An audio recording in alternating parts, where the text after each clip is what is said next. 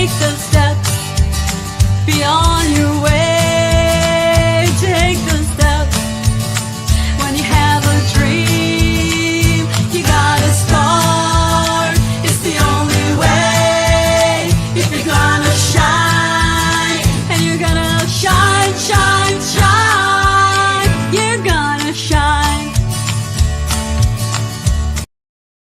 And we're shining bright on my favorite place on the ranch. Thank you for tuning in. We are brought to you by Blast Music 24/7, your one stop for all indie music. If you're an indie artist, you want your music on Blast Music 24/7. And if you're looking for new music of all types, Blast Music, really good to their indie artists, curated playlists, actually pay their artists. So great platform. Check it out. All right. We're also brought to you by Hotel Universe, which, again, for us, we don't compete with each other, but we want to stay competitive, and you need a great video. So tell Hotel Universe that Randie sent you. They'll give you a good deal. So also to the max, advertising, things like my banner, they'll hook you up. So we also have our listeners, which I really love. We have our radio stations in France, My Indie Radio, and then we go to the Plow Zone in California. So we literally span the globe to bring you the best in indie Americana music. So we're going to have some fun tonight with some great guests. So we go live every Monday at 7, where you could actually join. I see Billy. Billy, hello. And a few other people watching. You're free to join the conversation. We'd love to have responses, and we'll read them out so everyone can hear them. If you can't join us live, we are on all streaming platforms, the podcast, Pocket Cast, Podcast Addict, YouTube Music, Pod Paradise, Amazon Podcasts. We're everywhere you want to be, including Roku TV. So you can catch us there too. All right, tonight, we're going to have some fun. We got Richard Couts from Alberta. Yep. How are you? Really good. Thanks. Thanks for inviting me. Oh, thanks for being here and taking time out and talking with me. Well, that's it's a great way to do it. It's 5 o'clock here, so it's just before supper time. So that's cool. I'll work up an appetite. Yeah. Yeah, I'll keep you busy. And I bet you guys are colder than we are. Yeah, it's actually been a pretty nice fall. We had a little bit of snow a couple of days ago, but it's gone. But I'm about 40 minutes from the Rocky Mountains, and they're all white on top right now. Right. I'm not far from the Poconos, and they didn't get snow, but they're going to start making snow really soon. Cool. Do they do skiing there? They do skiing, yeah. Cool. Blue Mountain, Camelback. I'm not a skier, so someone chime in and help me here. There's tons of stuff by me in the Lehigh Valley and the Poconos. Those are two that I can, like, off the top of my head. Right. So I am a warm weather girl. Well, we had a very well, it was kind of wet this summer, which is unusual for this part of town. Of the province, but it's the temperature's not too bad. Yeah. So far, just windy. Today's been really windy. So you are the Accidental Martyr. Now, is that a band or the album name or project? What do we got here? Well, it started off as a project. This is that when I started. Well, I've been writing for a long time, but when I decided to record, I wanted to have a brand name, and I didn't particularly want to use mine because I wanted other artists kind of to come in and take part of it. And and I was listening to a lot of Warren Zevon at the time, and he had a song called "Accidentally Like a Martyr," which is one of his better tunes in my opinion. So I kind of coined that tune. Cool. So it was kind of something to fashion yourself around, like an identity. Yeah, I kind of like his sardonic humor. And he just, a couple of weeks ago, he was inducted into the Rock and Roll Hall of Fame. So that was kind of new that he finally got his recognition because he is quite influential, and people like Linda Ronstadt recorded his music. So he is an important part of not only just Americana music, but for all type of music. I love artists like that when it comes to the forefront. People, don't pay attention so much to how much goes on behind the scenes, Yeah. and why someone like that would be so important. They're like, oh, Linda Ronstadt really sang one of his songs, and, when something like that comes to light and they get rewarded for it, that's really cool. Yeah, he was part of the Southern California scene during the early 70s. And I mean, that included Jackson Brown and J.D. Souther and the Eagles. So he's kind of all part of that. He was just kind of on the fringes because he was a little bit out there, other than Werewolves of London. He wasn't really well known, except in those type of circles. But I always thought he was just a great, great writer. My band is called Randie O'Neill and the Werewolves of Summer. Yeah, cool. Yeah. Every time, you got to play Werewolves of London. I'm like, no, I don't. And we're the Werewolves of Summer. Right. Summer. So anyway, so you're the kind of the brains behind the project. People kind of come in and out. Yeah. Tell me about your songwriting process. How do you get started? Well, I guess for most of it, it comes from a melody. Once you find a melody, whether I'm doing it on piano or guitar or bass, I'll be humming along, or I'll hear something and go, that sounds kind of cool. And I tend to be very much into a melody. There's nothing wrong with other ways of writing. I mean, I really like a good groove as well, but it's usually a melody. And I think that's only because, I've kind of was raised on the Beatles type of writing, and during the 60s and the 70s were very, very strong melodies. And it continues on to this day. Right. So you start with music and then throw in lyrics. Most of the time, yeah. I'm always amazed at people like Elton John, who had Bernie Taupin do all the lyric writing first, and then he wrote a song around it. That's not in my skill set, doing that. I'm the opposite of you. I don't understand, like, melody. Like, I have something working in my head, like a beat and stuff, and I start writing out lyrics. But I don't know where the song wants to go unless I don't have the lyrics. Well, that's a good thing about collaboration too, is that if you find a melody writer or someone that's on the same wavelength that you are, you can get some magic going on there. And I did that actually with a young lady or a young singer from Houston last year, and we there's a huge age difference from us, but I sent her a song about internet bullying and asked her if, what do you think? And she kind of got onto it. And I sent her kind of all the stems and let her listen to the music. And then she came up with her vocals, which are fantastic. And then she sent it back to me. And then I took to my producer and we kind of worked out all the kinks and put it up. And we had some magic right there. And it's still up on the chart. So it's doing really well. Oh, that's great. That's great. And collaborations are challenging because, again, it's nice that one does this piece, one writes the melody, one writes the lyrics, or in a collaboration that way. Because sometimes there's just no chemistry and it just doesn't. Exactly. You can see that in movies too, where there's, you got two great actors, but if they don't have the chemistry, it just doesn't work. Yeah. I've done two. I've done one with Anthony Cruzan. He used to be a guitar player for the Spin Doctors. And we wrote a song together. Oh, it was so much fun. And, his process, because we did it was actually in person and we were just flying off each other. And I'm old school, paper and pen. And he's like, on the computer. But it turned out to be a really, really cool song, a little misunderstood. And then I wrote one with a guy in Ireland. We were going back and forth. That's the beautiful thing about the internet too, where you can do that, is talking to people all over the world and sharing the same experiences or learning new experiences. Right.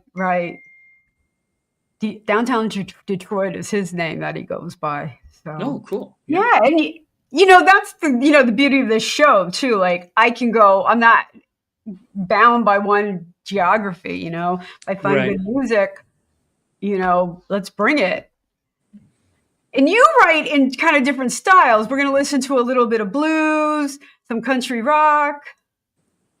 Yeah, it's I was playing in cover bands for like 40 years, and I got the ability to play with likely all the best musicians there are in Southern Alberta, and that was from playing rock and roll to playing blues, playing big band jazz, playing cocktail type of jazz with just trios. So you really get a lot of variety, and a lot of times it kind of spills into each other. And then when I work with my producer, he also does an awful lot of the guitar work. So, and we're kind of on the same wavelength. So we kind of go, well, maybe we should try it this way, or maybe we should try it that way. And I'm quite sure when you said working with the spin doctors, whoever thought you would do that, and yet it likely brought out something new in you, and it's going, wow, I didn't realize that could happen. Yeah. Yeah, it's some cool stuff when it does. When it works, it's magic, Yeah. But when you collaborate too, you start to learn why some bands don't stay together.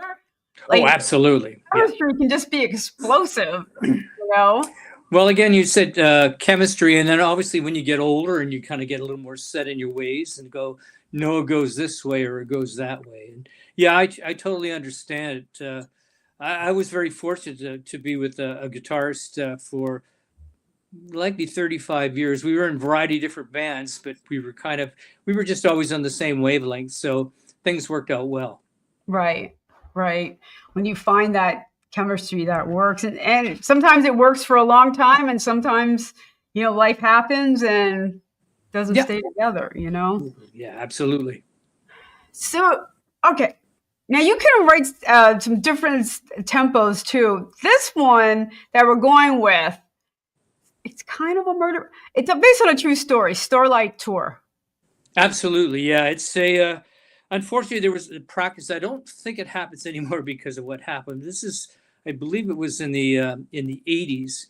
It was in a city in Canada called Saskatoon, and there was a habit of the RCMP or the Mounties in smaller places. They would take Indigenous people who had been drinking too much and take them out in the country and let them walk it off coming back into town, and as opposed to throwing them in the drunk tank or taking them to court or whatever, they just would let them do that. Now that's kind of like being judge, jury, and executioner in this case, where they took out this young man who I'm quite sure was a handful for the Mounties, but it didn't excuse what they did. And they took him out to the country quite a ways, and it was 25 below. And they didn't give him a jacket or shoes, and he froze to death. I thought you Canadians were nice.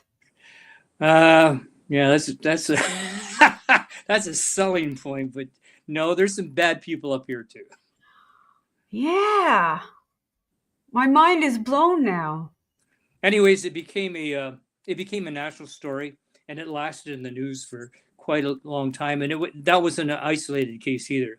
It happened all over. I mean, I heard it too when I was putting the song together and researched it, and found out that in cities like Las Vegas, they do the same thing, except not to the extreme, but they take all the street people out and they take them out to the city limits so that it looks nice and pristine for the tourists when they come in.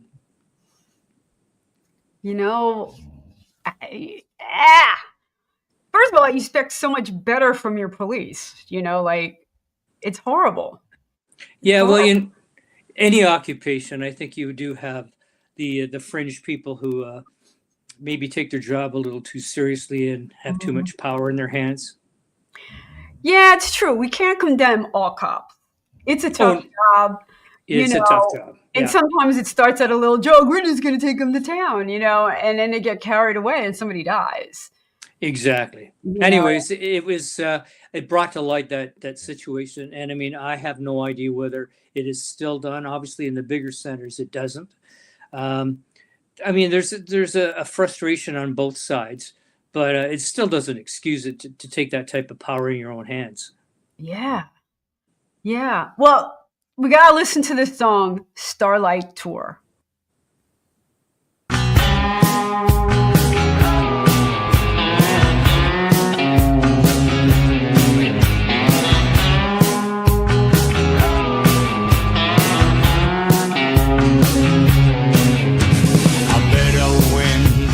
Through this step or they put you down. No one's trying to understand. Misery breeds on barren lands. I do peonies or alcohol. Diffuse the pain that's in my soul. I'm falling through the cracks again. Blind eye stares from so-called friends. I know angel, that's for sure, but don't take me on a star tour. With you minus 25, I'll never make it home alive.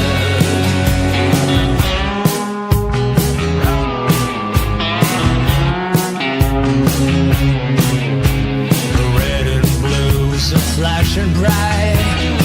They pull you over most every night. They said I had too much to drink, but this time, boy, don't waste ink. We'll cuff your wrists and get inside. Take you for a long, hard ride.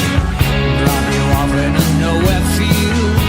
You're all alone, your fate is sealed.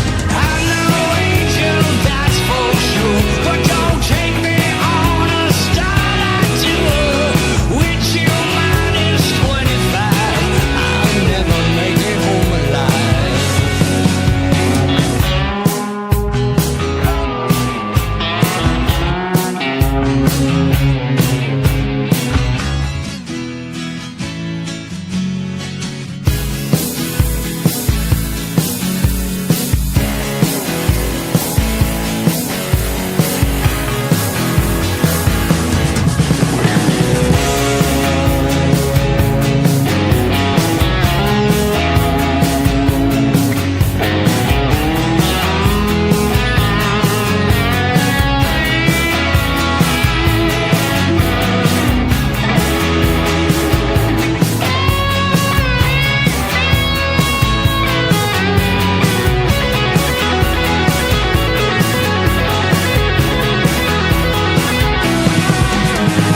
I'm no angel, that's for sure, but don't take me on a starlight tour.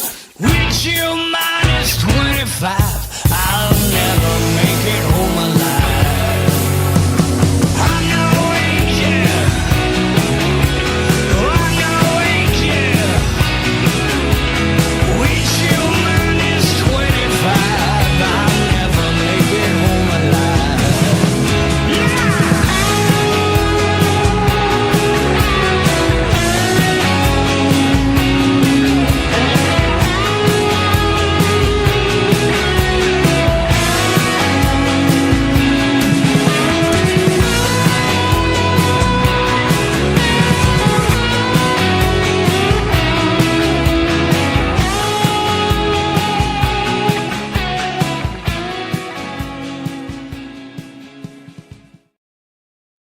And we are back on the ranch. We are brought to you by Blast Music 24/7, your one stop for indie music. If you're an indie artist, you want your music there. And if you're finding new music of all genres, Blast Music 24/7. And we are on the ranch with Rick Coutts. Am I saying that right or am I killing it? It's Coots. Coutts. Yeah, it's a Scottish name. Okay. Oh, the heavy accents of Scotland. Exactly. I didn't wear my kilt. Didn't wear my kilt though. All right. So, wait, somebody we got a comment. Great blends. I'm going to really agree with that. I mean, there were so many great layered guitar parts on that, you know, Yeah. and they're each distinct and they worked well together. They blended together. So, Billy, I agree with that. It's a really nice work on that song.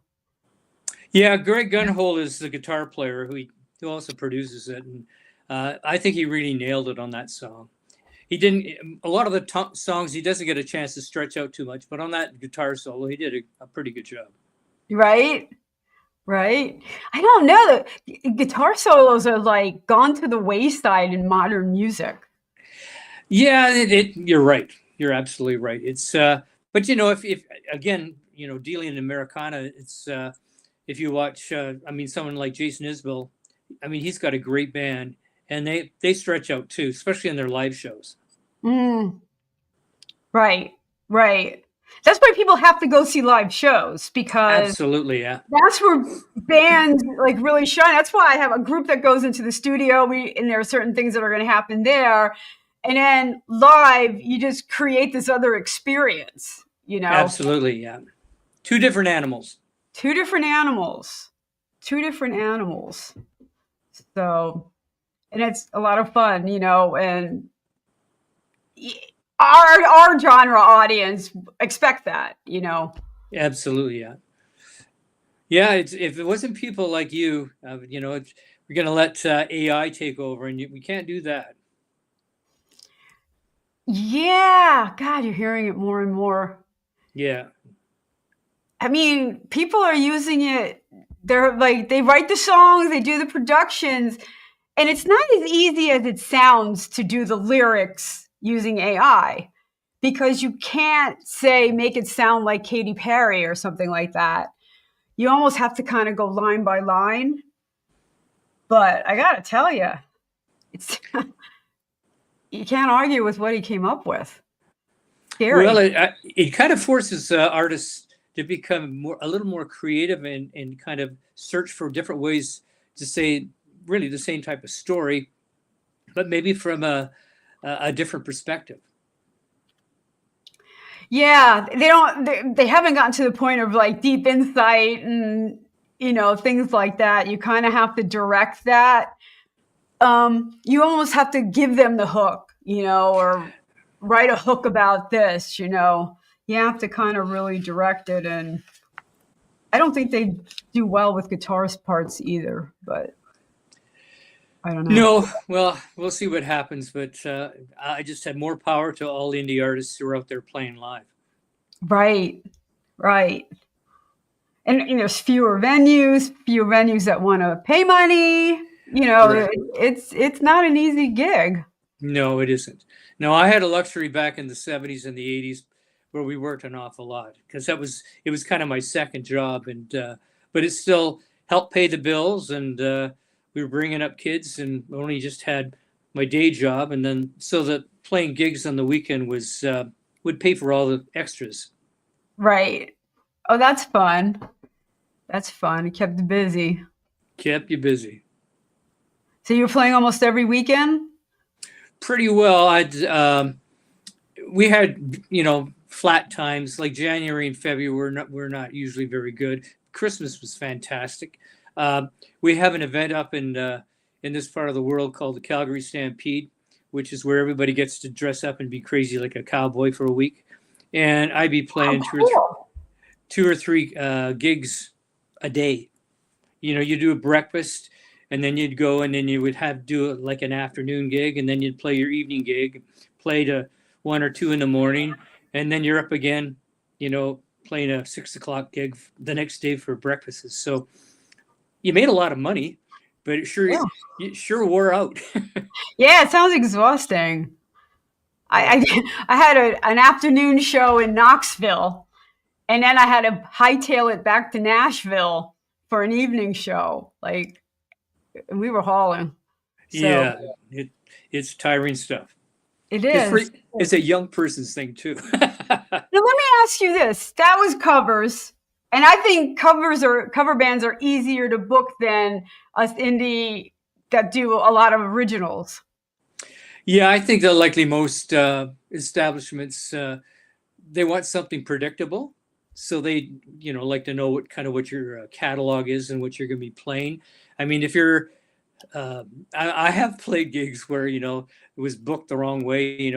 You come in there ready to play some rock and roll, and what they want to hear is folk music, or you want to play some jazz music, and they're going, well, how about AC/DC? And go, now, at least we had a large enough catalog that we could fake our way through a lot of those things. Most times it was just like turning the amps up and turning the amps down, one or the other, but we got by. Right. It's nice that you guys had a deep repertoire. Exactly. Oh, I've been booked in wrong rooms. I was I had a new wave band back in the 80s, and we were booked at this biker bar. And I thought we were going to die. Yeah. I had my spiked hair. Like, I was totally alternative. And I really thought I was a goner. And it was quiet. They were respectful. And at the end, they came out and they said, you know, you're not our style of music, but you guys are really good at what you do. And I'm like, I'll take it because I'm running now. Yeah. Yeah. Yeah, there are those type of gigs, that's for sure. Yeah. Not playing isn't an option, but running for your life is afterwards, you know? I always think of that famous scene in the Blues Brothers where they're booked into a country bar and they have the chicken wire in front of the band and they're getting stuff thrown at them. And then they come out and they play Rawhide and it was just perfect. And then they play it like a trillion times.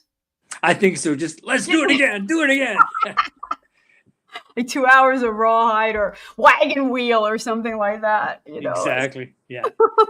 I mean, if you're a full-time musician and you want to make a living at it, you better have a backup plan. That's for sure. Yeah. That's a smart strategy. All right. Our next song we're going to be listening to is Halfway Gone. And it's really about being halfway home or coming home. Yeah, and it can also be about a relationship too, about you're kind of in with a relationship or you're out of the relationship. But as you know, you said you're on the road quite a bit, and that's being on the road's hard on a relationship, regardless if you're just away for one night or whether you're away for 6 months. Or it's very difficult to hold a relationship together when you're on the road. I know, my dog misses me terribly. Good dog.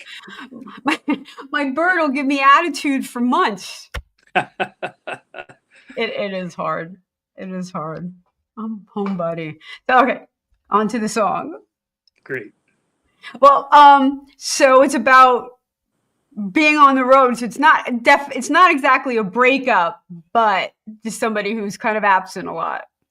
I think it's a reflective song about looking back at how they've treated their partner and whether it was a good thing or a bad thing. And also going that, but I am on the road. That's what I do. Right. That's what you signed up for. Exactly. Unfortunately. All right, let's give it a listen.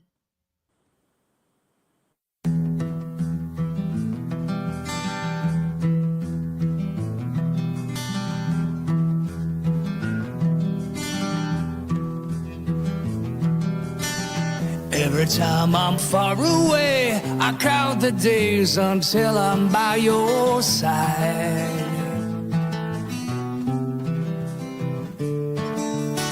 I rearrange my memories so I won't see the lonely tears you've cried. From Babylon to Avalon and all points in between, always searching for what might have been. It doesn't matter where I go, you are the road I travel on, either halfway home or I'm halfway gone.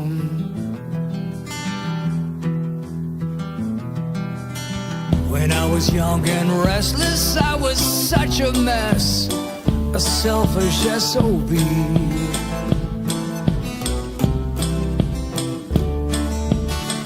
I was sure that every oyster pearl in the whole wide world was meant for me.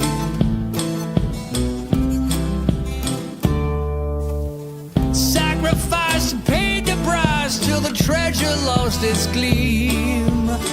Everything seems brighter in a dream. It doesn't matter where I go, you are the road I travel on, either halfway home or I'm halfway gone.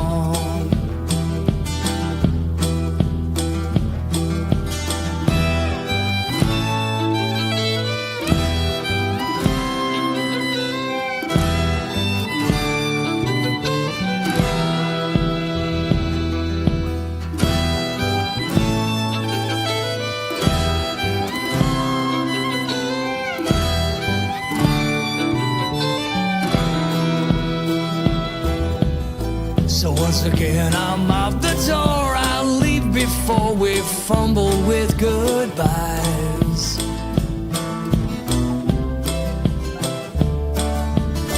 I've always had the common sense to know the consequence of compromise.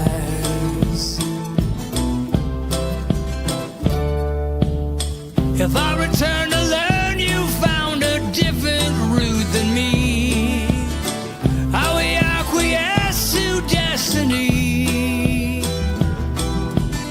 It doesn't matter where I go, you are the road I travel on, either halfway home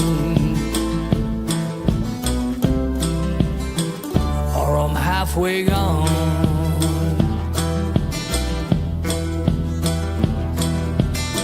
It doesn't matter where I go, you are the road I travel on, either halfway home or I'm halfway gone.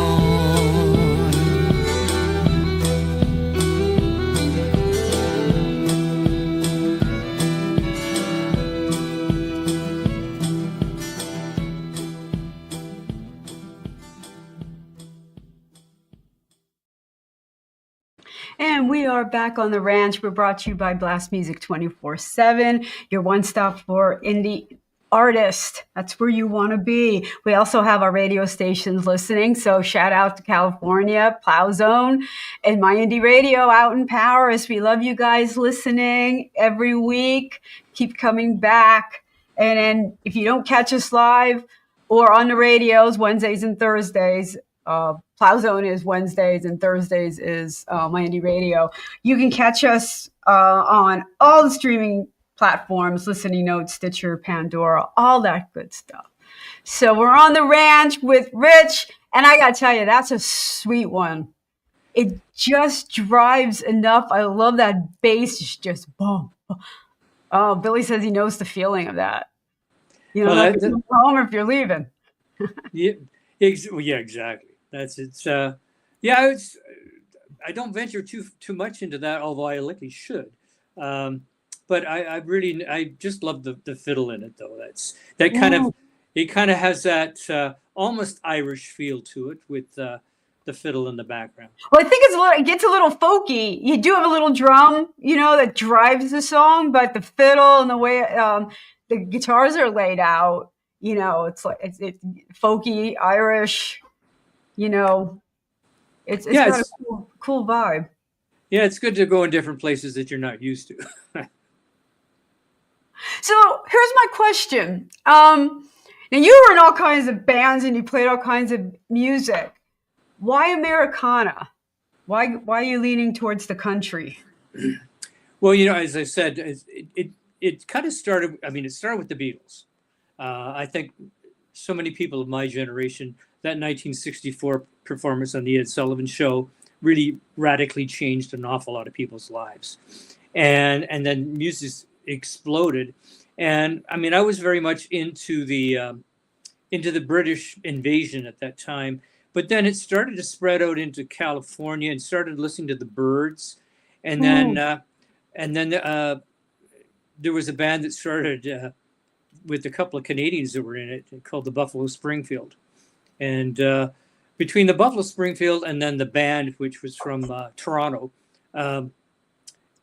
That just kind of, I mean, when there are descriptions about the Buffalo Springfield and the band, they basically say the roots of Americana, which is kind of, it just means that it's not just one type of format, it's several of them put together, and it comes out sometimes country, sometimes folk, a little bit of blues, even sometimes jazz is in there too. So not often though. No, but it's surprising where you might find it. I mean, if a very famous singer, Joni Mitchell, was brought up in where I live in this area, and she just would hate herself being pigeonholed as a folk singer, because when you listen to her singing, especially the older she got, it became very jazz-like. Huh. I didn't know she didn't like to be called a jazz singer. I mean, a folk artist. No. I mean, when she started off, she did play coffee shops, and she and Neil Young did a lot of those.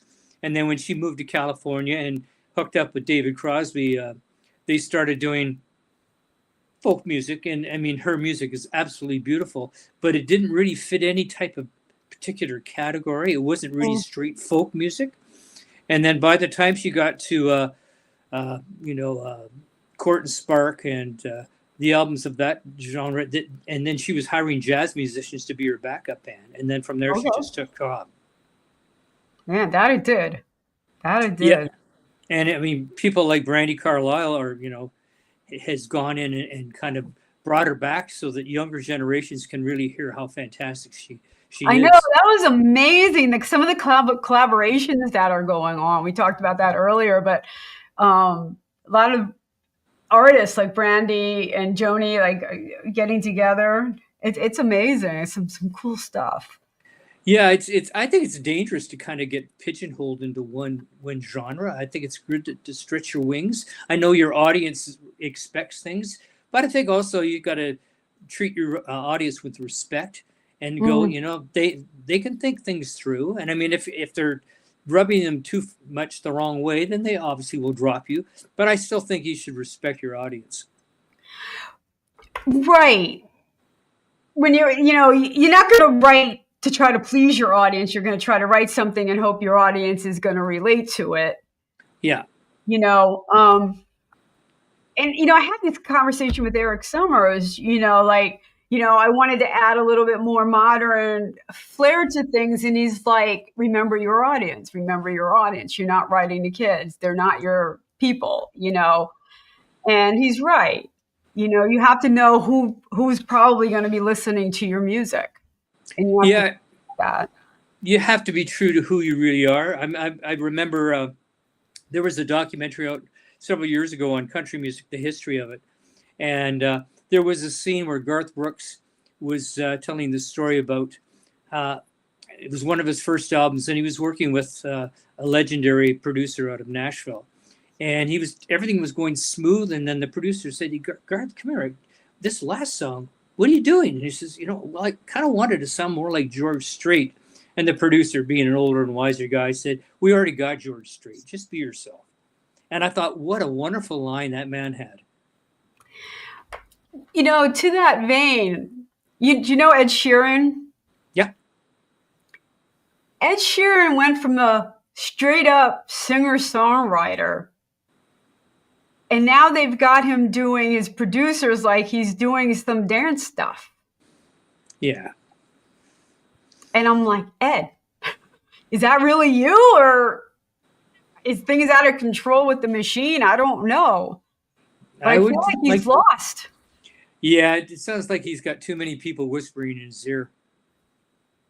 He is a talented writer. No doubt about it.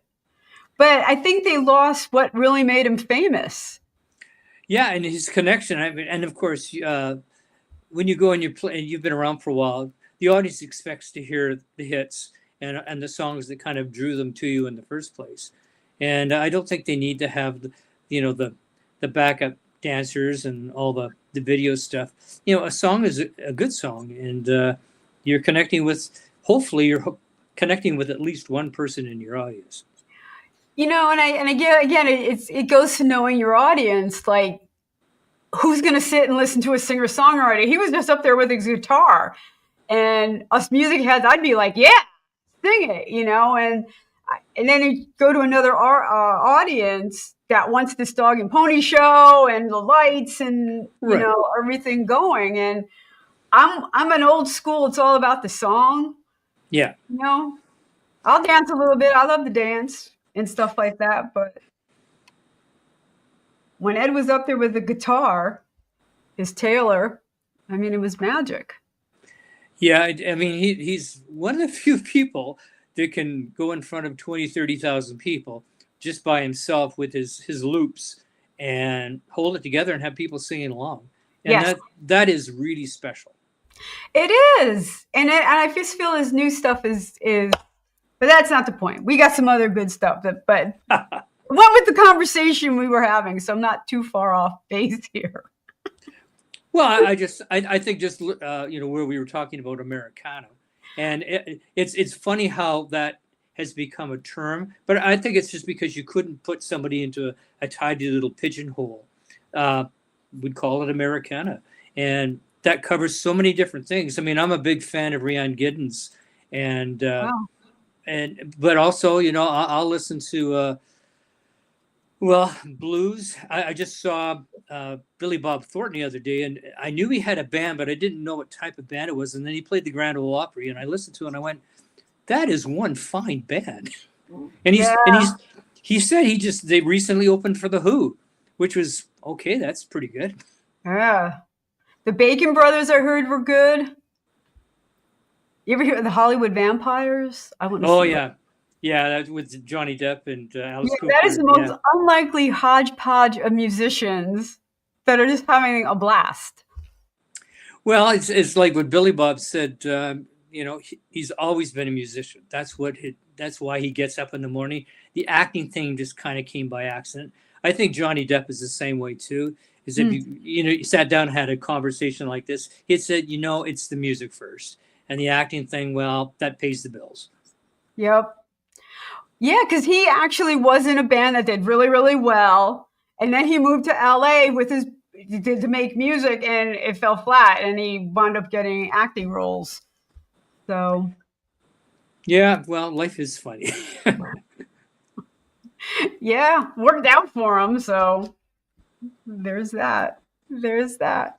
All right, the last song we have, we're going to the blues for your last Yeah. song.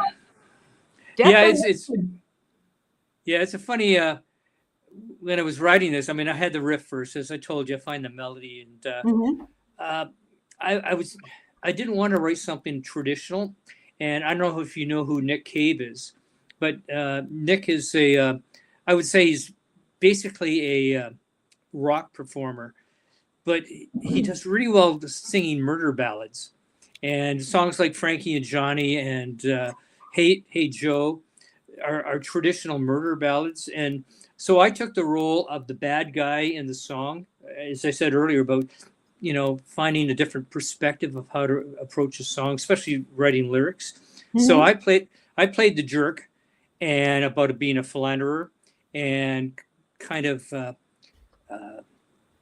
abusing my relationship and telling the partner that I'm going out to have a good time. You're not doing it for me. And even though I kind of visualize this having a video, and I never did come across with the video, but at the end, the bad guy gets his just desserts because he's searching for his revolver, and his partner has it. So, no, it's just You've got to get video on some of these.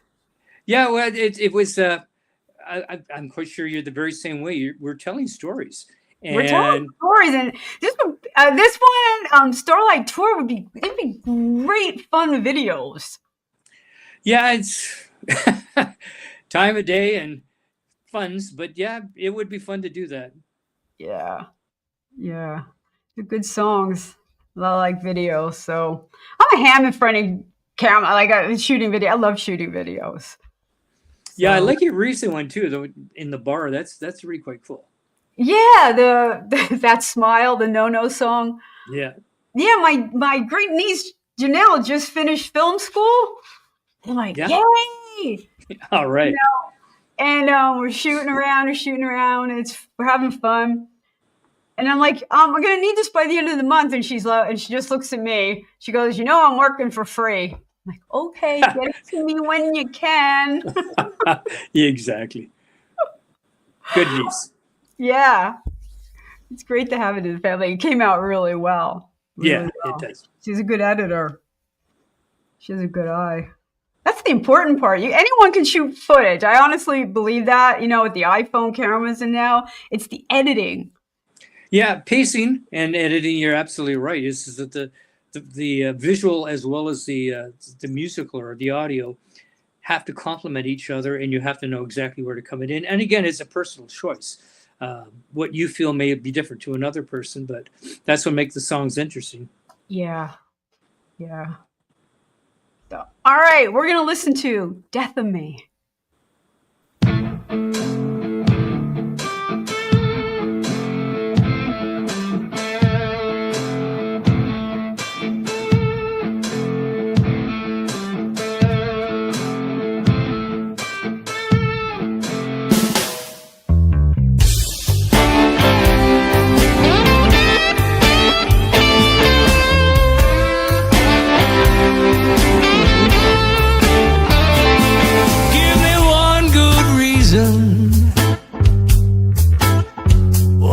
Should stay the night. Give me one good reason, baby, why I should stay here tonight.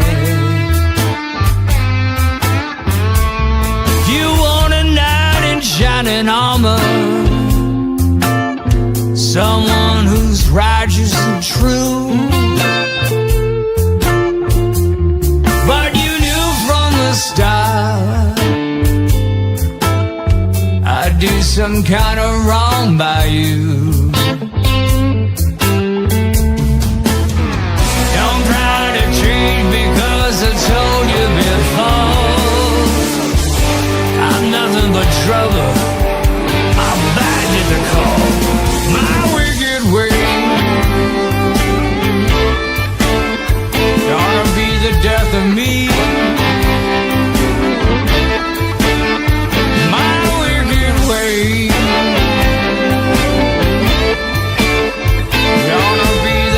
Of me. There's smoke in your kitchen, but I can't feel the heat. There's smoke in your kitchen, baby, but I can't feel the heat. I got a fire down below, can't get my fill, so don't wait up for me, woman. Gonna find myself a thrill. Don't bother pleading as I walk out the door. Just count yourself lucky if I'm not back anymore. Ways gonna be the death of me.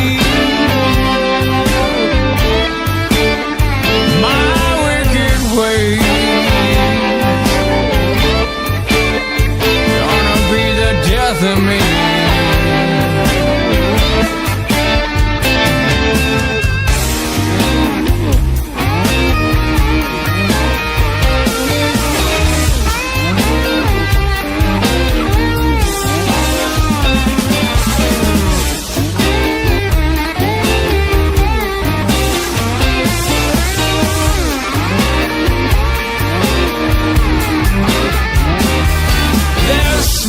In your kitchen, but I can't feel the heat. Yeah, there's smoke in your kitchen, baby, but I can't feel the heat. I got a fire down below, I can't get my fill.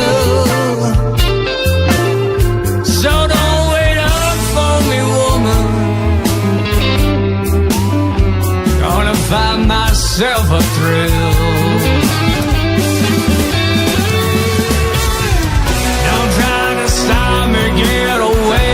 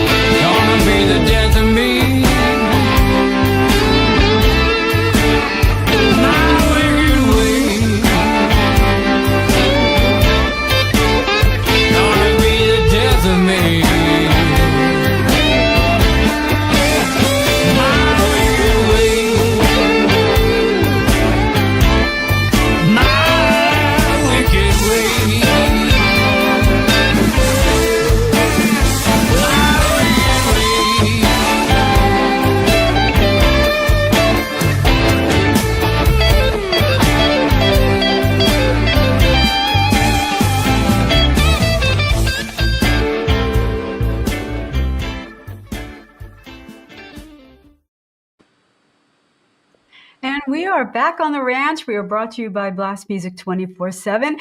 And if you're an indie artist, Americana artist, and you'd like to be on the ranch, all you have to do is find my website. You got to spell my name right first. Randie O'Neill, Randie's with an IEONEIL.com/shows, and you can apply to be on the ranch. We'd love to have you, just like Rich, the accidental martyr. Hey, and big thanks to Billy. That's great. Although, yeah, Billy really dig that one. Yeah, cool. For an accidental martyr, there's a lot of death in your songs. Yeah, well, and it's kind of funny. It's I don't really write too many love songs.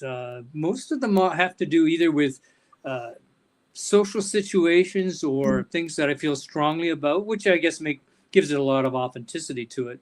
But no, I don't. And those would likely be, two of them are fairly dark songs. Not all of them are that dark, but those are the ones I thought might fit the format of this show.